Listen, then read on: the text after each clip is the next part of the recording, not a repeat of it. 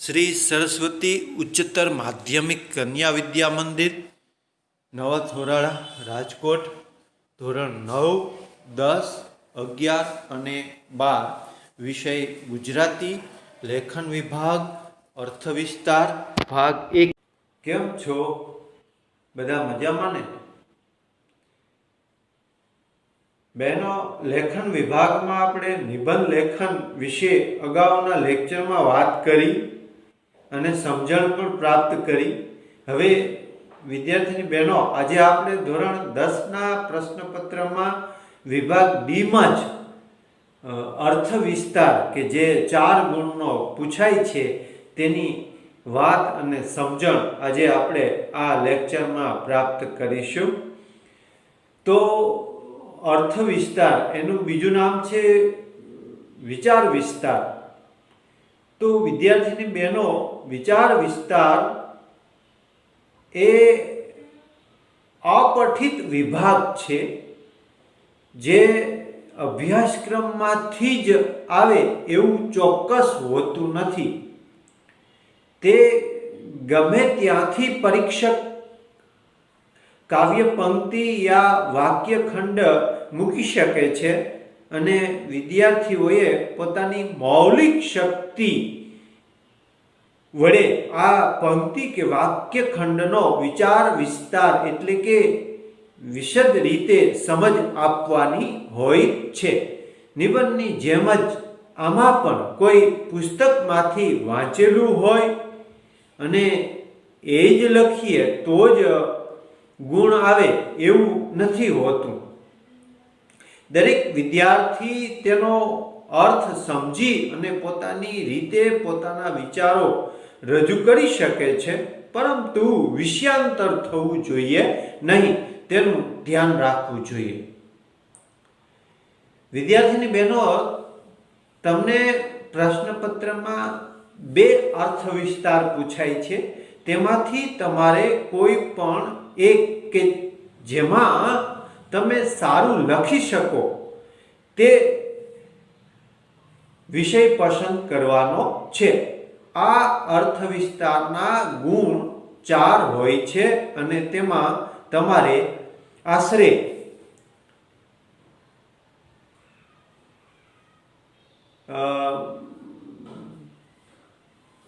20 થી 25 पंक्तिओ मां एटले के फूल स्केपनु 1 पेज अथवा तो 1.25 पेज बोर्डनी परीक्षा में थाय तेटलू लखाण तमारे लखवानुं रहेशे। हवे विद्यार्थीनी बहनों, अर्थ विस्तार केवी रीते करशो तेनी समझ आपणे मेळवीए। तो सौ प्रथम विचार विस्तार अर्थ विस्तार एटले शुं? तो के कोई पण काव्य पंक्ति कहेवत सुभाषित के सूत्र में रजू थयेला विचार ने सरलताथी समजाववामां आवे त्यारे तेने विचार विस्तार अथवा तो अर्थ विस्तार कर्यो कहेवाय छे।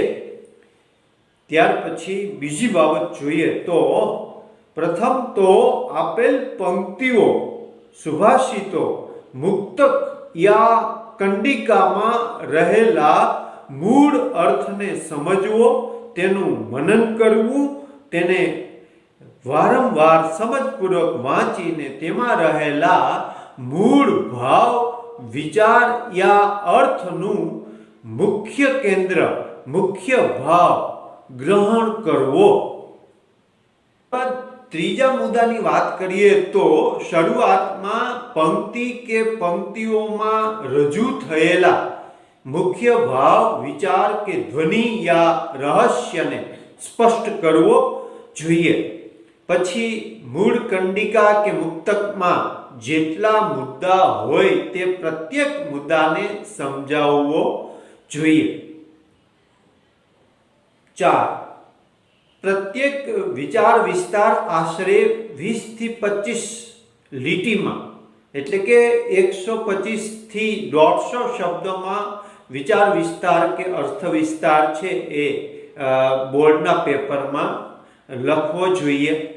ત્યારબાદ પાંચમા મુદ્દાની વાત કરીએ તો વિચાર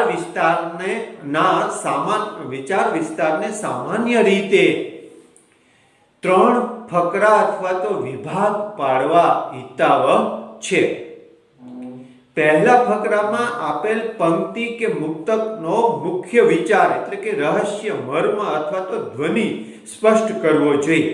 બીજા ફકરામાં આપેલ મુક્તક કે કાવ્ય કંડિકાનું સદ્રષ્ટાંત વિસ્તરણ કરવું જોઈએ એટલે કે વિસ્તાર કરવો જોઈએ, અર્થને વિશદતાથી સમજાવવો જોઈએ। અને ત્રીજા ફકરામાં મુક્તક કે ઉક્તિનું તાત્પર્ય અર્થાત તેના પરથી ફલિત થતો અર્થ યાની કે ઉપદેશ યાની કે સંપૂર્ણ લખાણ ઉપરથી આપણે જે સારાંશ, જે બોધાત્મક વાત છે તે લખવી જોઈએ। ત્યારબાદ છઠ્ઠો મુદ્દો જોઈએ તો મૂળ ભાવ સાથે તમારા વિચારોનું વિષયાંતર ન થઈ જાય એનું ધ્યાન રાખવું ખૂબ જ જરૂરી છે। ત્યારબાદ વિદ્યાર્થી બહેનો સાતમો મુદ્દો જોઈએ તો ક્યારેક વ્યવહારમાંથી, પ્રકૃતિની ઘટનામાંથી યા માનવ જીવનમાંથી ખૂબ જ બંધ બેસતા અને યોગ્ય દ્રષ્ટાંતો આ વિચાર વિસ્તારની અંદર યોગ્ય જગ્યાએ આપી શકાય છે। તો ક્યારેક પંક્તિમાં સમાયેલા વિચારનું સમર્થન કરવા માટે પુરાણોમાંથી તથા ઇતિહાસમાંથી દ્રષ્ટાંતો પણ આપી શકાય છે, અથવા તો ક્યારેક કહેવત કે રૂઢિપ્રયોગ પણ ટાંકી શકાય છે। ત્યારબાદ આઠમા મુદ્દાની વાત કરીએ તો વિચાર વિસ્તાર કે અર્થ વિસ્તારની ભાષા માન્ય એટલે કે શિષ્ટ, શુદ્ધ હોવી જોઈએ। વાક્યો ટૂંકા અને સ્પષ્ટ હોવા જોઈએ। વિરામ ચિહ્નો અને જોડણી શુદ્ધિ પ્રત્યે પૂરતું ધ્યાન આપવું જોઈએ। એટલું જ નહીં, અર્થ વિસ્તાર કે વિચાર વિસ્તાર કર્યા પછી તમારું લખેલું લખાણ તમારે ખાસ સમય કાઢીને એકવાર ધ્યાનપૂર્વક આખું વાંચી જવું જોઈએ। હવે વિદ્યાર્થીની બહેનો, હું તમને અહીં 2 નમૂનાના અર્થ વિસ્તાર મોકલાવું છું, જે તમે લખીને નોટમાં લખજો। ધોરણ 9માં લખાવેલ અર્થ વિસ્તાર પણ વાંચજો અને સમજજો। બોર્ડની પરીક્ષામાં આ પ્રશ્ન લખવાનો છોડવો નહીં, લખવો જ। ટૂંકમાં કહું તો પહેલા કાવ્ય પંક્તિ વાંચવી, પછી અર્થ સમજવાનો પ્રયત્ન કરવો, ન સમજાય તો દરેક કાવ્ય પંક્તિનો દરેક શબ્દના અર્થ સમજવાનો પ્રયત્ન કરવો, તો એ પંક્તિઓ શું કહેવા માંગે છે તે સમજાશે। દરેક અર્થ વિસ્તારમાં પંક્તિઓ કંઈક બોધ તમને આપતી જ હશે। અને છેલ્લે 9મા મુદ્દાની વાત કરું તો ભાષા શુદ્ધિ, જોડણી શુદ્ધિ અને સુવાચ્ય અક્ષરો કરવા એ પણ અર્થ વિસ્તારનું ખૂબ જ જરૂરી અંગ છે। અને એ પરીક્ષક ઉપર છાપ તમારી પડતી હોય છે, એટલે એનું પણ ધ્યાન રાખવું એ ખૂબ જ આવશ્યક છે। હવે આપણે નમૂનાના અર્થ વિસ્તાર ઉપર નજર આપીએ અને એ નોટબુકમાં લખવાના રહેશે અને મને બતાવવાના પણ રહેશે। વિદ્યાર્થીની બહેનો, હવે આપણે નમૂનાના અર્થ વિસ્તાર થોડા જોઈએ, જે નાના છે, જેમાં તમે તમારા વિચારોને એડ કરી શકો છો। પહેલો છે કાવ્ય પંક્તિ છે, હણોના પાપીને દ્વિગુણ બનશે પાપ જગના। બીજી પંક્તિ છે, લડો પાપો સામે અડગ દિલના ગુપ્ત બળથી. હવે અર્થ વિસ્તાર જોઈએ તો અહીં કવિએ જીવન જીવવાની એક સોનેરી સલાહ આ મુક્તકમાં આપી છે. આ દુનિયા પાપોથી ભરેલી છે. પાપોનો નાશ કરવા પાપીને હણવાની કોઈ જરૂર નથી. એમ કરવાથી તો પાપનો વધારો થશે. તેથી માણસે સંસારને જો પાપ મુક્ત કરવું હોય તો પાપોની સામે તેણે પોતાના અડગ દિલના ગુપ્ત બળથી લડવું જોઈએ. પાપો સામે લડવાનો એકમાત્ર સચોટ ઉપાય આ જ છે કે હૃદયના બળ વડે માણસે પોતાનો સામનો કરવો જોઈએ. ગુનેગારને નહીં, ખુદ ગુનાને જ નામશેષ કરવાની જરૂર છે. ત્યાર પછીનો બીજો જુઓ તો મનુષ્યના કર્મની કાલિમાને સમર્થ ધોવા લઘુ અશ્રુબિંદુ. અર્થ વિસ્તાર જોઈએ. આ પંક્તિમાં પશ્ચાતાપનો મહિમા વર્ણવતા કવિ કહે છે કે માનવીની આંખમાંથી ટપકતું પશ્ચાતાપ રૂપી નાનકડું અશ્રુબિંદુ તેણે કરેલા ખરાબ કૃત્યોના પાપરૂપી કલંકને ધોઈ નાખવા સમર્થ છે.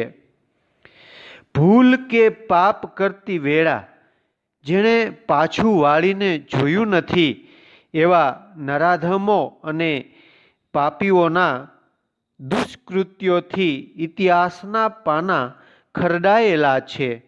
પરંતુ આવા દુષ્ટાત્માઓ પણ જ્યારે કરેલા કૃત્યો બદલ પસ્તાય છે ત્યારે તેમની આંખમાંથી અશ્રુ ટપકે છે.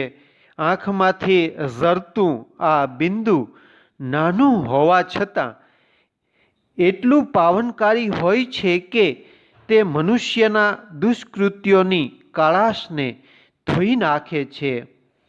પાપને ધોવા માટે ગંગાજળની ધારાઓ વહેડાવવાની જેમ જરૂર નથી તેમ પશ્ચાતાપ કરવા માટે પણ પોક મૂકીને રોવાની કે સતત અશ્રુધારા વહેવડાવવાની જરૂર નથી.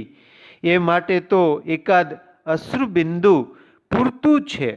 શરત માત્ર એટલી જ છે કે એ પશ્ચાતાપ ખરા અંતરનો હોવો જોઈએ. પશ્ચાતાપથી માનવીનું હૃદય પવિત્ર થાય છે. તે ફરીથી પાપ કરવા પ્રેરાતો નથી. વાલ્મીકી એક ભયંકર લૂંટારા હતા, છતાં હૃદયના સાચા પશ્ચાતાપથી જ એ પછીથી મહાત્મા બની શક્યા. આમ સાચા હૃદયથી પસ્તાવો કરનાર હજારો પાપીઓનો પ્રભુએ ઉદ્ધાર કર્યો છે. એના પ્રમાણ આપણને આપણા ધર્મગ્રંથોમાંથી પણ મળે છે. ત્યાર પછીનો અર્થ વિસ્તાર જુઓ. એ ઘણી વખત બોર્ડની પરીક્ષામાં પૂછાય છે. જુઓ તો આવ નહીં, આદર નહીં, નહીં નયનોમાં નેહ, તે ઘર કદી નવ જઈએ, ભલે કંચન વર્ષે મેહ. અર્થ વિસ્તાર જોઈએ એમનો. અહીં મનુષ્યને સ્વમાનની બનવાની અને પોતાનું સ્વમાન જાળવવાની રૂઢી શિખામણ આપવામાં આવી છે. સાધારણ રીતે ધનવાન માણસોને ઘેર બધા દોડતા જાય છે, પણ ત્યાં જવાથી ઘણીવાર તેમનું સ્વમાન ઘવાય છે. ત્યાં એમને આવકાર નથી મળતો, તેમને માનથી કોઈ બોલાવતું નથી અને મીઠા ભાવ દર્શાવતું નથી. બધા ધનવાનો આવા નથી હોતા, પણ જે ધનવાનો આવા હોય તેઓ ખૂબ પૈસા આપે તો પણ એમને ત્યાં નહીં જવું જોઈએ. સ્વમાન અને લક્ષ્મી એ બેની સરખામણીમાં લક્ષ્મી કરતાં સ્વમાન વધારે મોંઘા મૂલું છે. સ્વમાની લોકો તો કદી એવા ઘરે નહીં જાય, પણ જેમણે સ્વમાન કેળવ્યું નથી તેમને આવું સ્વમાન કેળવવાની અહીં સલાહ આપવામાં આવી છે. પ્રત્યેક મનુષ્યમાં આતિથ્ય ભાવના પણ હોવી જોઈએ. જે મનુષ્યમાં આદર ભાવના આંખમાંથી અમી આવકાર નથી એવા મનુષ્યને સૌ તિરસ્કારે છે. કેટલાક શ્રીમંતોમાં અતિથિ ભાવનાનો છાંટોય જોવા મળતો નથી. તેથી તેમને ત્યાં જતાં આપણું સ્વમાન ઘવાય છે. જેમને સ્વાર્થ સાધવો હોય તેઓ જ્યાં પૈસા મળે ત્યાં દોડ્યા જાય છે. તેમને માન અપમાનની પડી હોતી નથી. કૃષ્ણ ભગવાનને એકવાર દુર્યોધન તથા વિદુરનું જમવા માટે આમંત્રણ મળ્યું ત્યારે દુર્યોધનના મેવા મીઠાઈ છોડીને તે વિદુરની ભાજી ખાવા ગયા, કારણ કે ત્યાં આવકાર, આદર ને આંખોમાં અમી હતા. અહીં આ અર્થ વિસ્તારો પૂરા થાય છે. બહેનો, આ અર્થ વિસ્તારો તમારી લેખનની બુકમાં લખજો અને પછી મને બતાવજો.